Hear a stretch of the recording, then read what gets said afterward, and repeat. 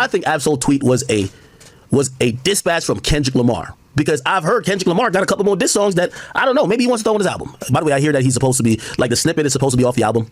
Did y'all hear that?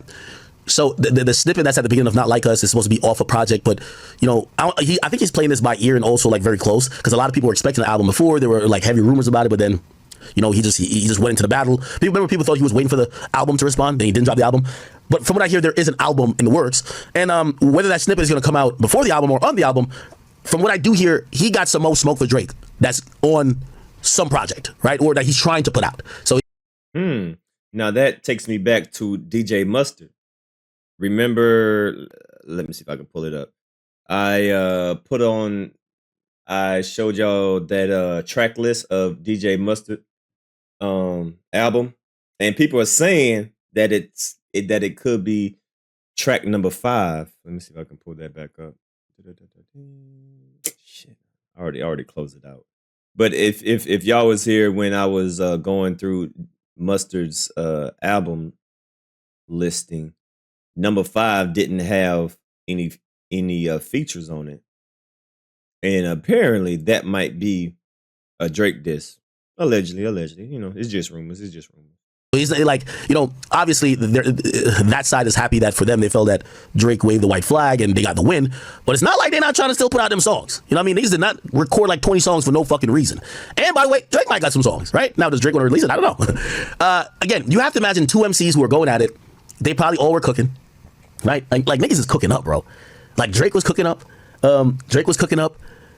Kendrick was cooking up, you know? Like, I have a little bit more insight, I won't say at this point, but I know the pressure that was on really both artists. Like, both artists, in a sense of how tapped in they had to be into try to read the other side, try to play chess, but also try to have shit recorded that you're not hearing that other motherfucker song and be like, whoop, I gotta start from scratch. Right? Like, like again, without saying too much, because if I say, I'm like, well, this is what he was talking. No, I won't say. Both of these niggas recorded a whole bunch. And by the way, you know, like this is where like people like Joe Budden is like very useful, because he tells you how he handles the battle. And he's like a guy who's pretty battle tested. He knows what's up. He's like, yo, when Drake had dissed me, I recorded like 20 of them shits, right? So he had songs he probably never dropped. This and Drake. Same I've heard with both camps. So Kendrick got some Drake shit he ain't dropped. Drake got some shit he ain't dropped. And obviously I think Kendrick at this point is like, shit, I'm already in the victory lap phase. Not Like Us is good. Maybe not drop the overt ones that's going too crazy, but I could still like, nigga, we could still talk about the win, right? Or we could still like, you know, whatever. So I believe that Absol popping out was sent by Kendrick, 100%. The only thing I'm trying to tell him is this was too obvious, and I feel this is the first misstep by TD or PG Lang, because, my nigga, brother, we're not misstep. How is this a misstep? Please explain yourself. on crack. There's no way Drake is sitting back like in cold sweat, shaking, saying he needs redemption. Today, tomorrow, at birth, he was, is, and will be a bigger artist than Kendrick. That's cap. Yeah, Drake is definitely on his tippy toes right now. Drake definitely wants redemption. Why do you think he been doing all this sneak dissing? Why do you think he's doing all these Instagram cryptic posts? Right? When Drake still taking shots at Whitney, right? Doing posting that Whitney great value Whitney. Oh yeah, this nigga still want his lick back. Yeah, he still want his lick back. Let me see if I can find it real quick. Because if Drake felt so confident and didn't feel like he need to redeem himself, why is he still taking jabs at Kendrick? Why is he still doing these cryptic posts? Why he's still, you know, going bowling and having the 69 God as his name? He want his lick back. Yeah, so he's trying to redeem himself of that ass whooping. But y'all know what I'm talking about, right? Drake had posted a great value Whitney wearing a white beater. Let me see. Mox Whitney. Y'all know what I'm talking about. I'm trying to find it. But y'all know what, yeah, here you go, right here, right? So this is Drake trying to redeem himself on social media. Right? Instead of getting in the booth and getting his lip back on wax, he's still trolling. He got a great value Whitney wearing a white beater, right? Doing all this petty shit. Right? So yeah, he's definitely trying to get his lick back. So I disagree with you. He's definitely trying to redeem himself. Akademiks? Come on, man. The only thing that probably will be different is when people talk legacy. These battles are legacy conversations. I remember, like, even my feeling with the whole Pusha T thing. And I talked to Drake personally about that. I said, yo, man, obviously he went on to have Scorpion. It's one of his biggest, most commercially viable albums ever. It wasn't about that. It was about when we argue that short list, just like how LeBron plays for, like, LeBron wants to be better than Mike. And not just better than Mike, he wants to be the best of all time. And one of the people who always get put above him in terms of the rankings is Mike. So he has to be cognizant of what that person's did or whatever in what he does. A battle for Drake is a legacy play. It's not about, like, I hate when y'all, with all due respect to Ja Rule, don't ever compare Drake to Ja Rule. Like, Ja Rule couldn't hold Drake's jockstrap. No disrespect. God damn. Wait, hold on. Where is... I need to find that clip. I need to find that. Yo, it's crazy how he just... I just had that clip. I got to find that clip again. He literally just said that Drake is petrified and scared of Kendrick. Now listen to the way that he talk. Oh, yeah. This is definitely Akademiks being compromised. Yeah, somebody's lying. I can see the vibes on Ack. Even he looking compromised. Let's peel the layers back. This ain't the same Akademiks that was talking about Drake a few years ago. Let me see if I can find that clip. I'm going to find it again. Like, Ja Rule was cool. Drake is a GOAT. Like, Ja Rule was never on the all-time list. Here we go right here. Here we go right here. I'm trying to be nice, but let's be honest. Here we go right here. I found it. Wow, the switch up is real. Yes, it is. Yep, I found it. Here you go right here. Record, I listened and I'm like, yo, I like how Kendrick's popping this shit. I think on this record, even though I don't hear a lot of people talking about it, I think he pulled Drake and Big Sean's whole card, basically saying, listen, man, I'm the guy. How the fuck? And he was definitely taking shots at Drake. Are we agreeing with that? Because he's talking about selling records. Man, yo, hold on. Let me go to the lyrics. No pun intended. I see you, lyric. Okay? He mentions, remember Drake was saying he had the Midas touch? He says, listen, Kung Fu Kenny with the Midas touch. He's basically owning it. I love how he's owning it. I love when rappers own their spot and own what they're doing. He gets the Midas touch reference. He also says the platinum. Got to look at yourself and ask what happened.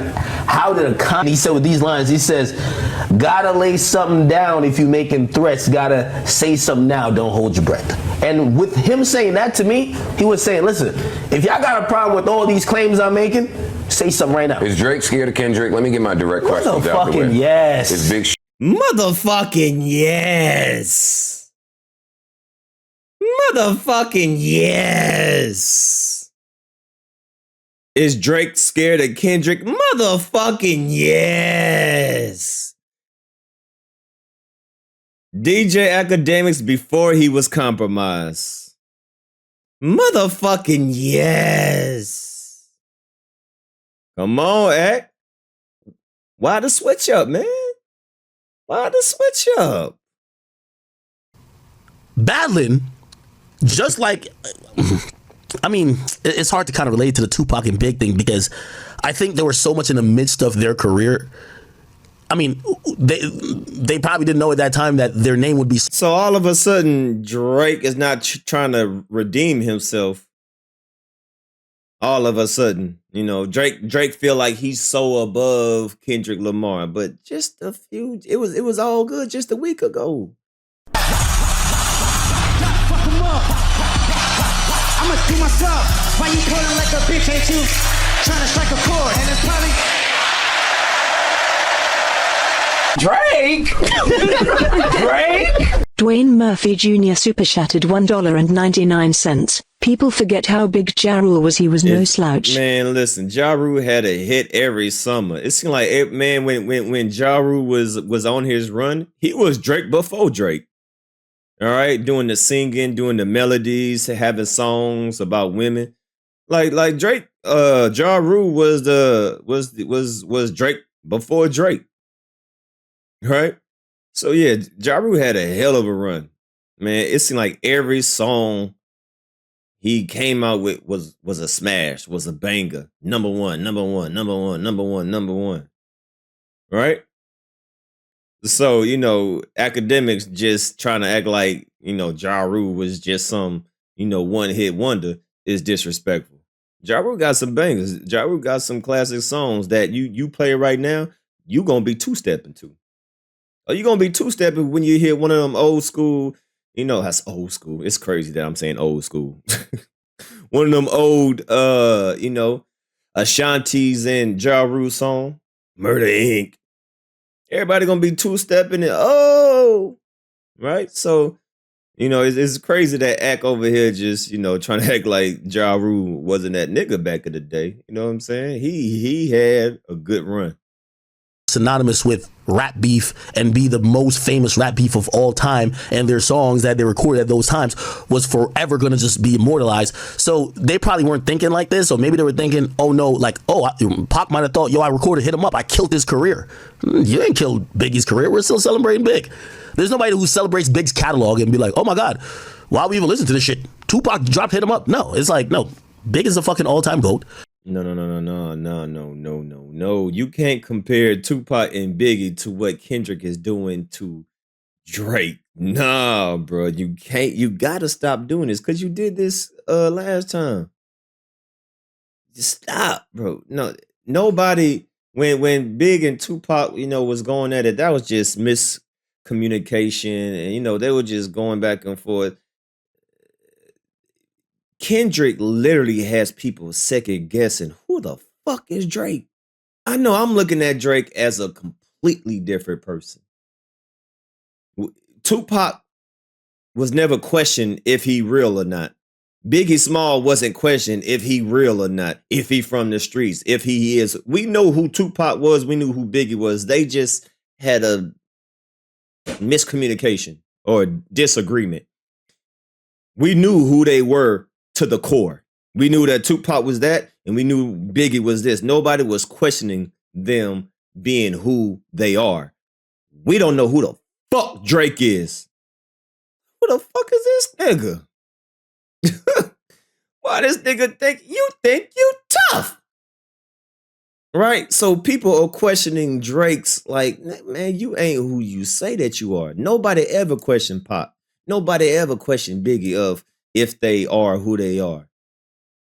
Nah, Kendrick got people looking at Drake as a completely different person.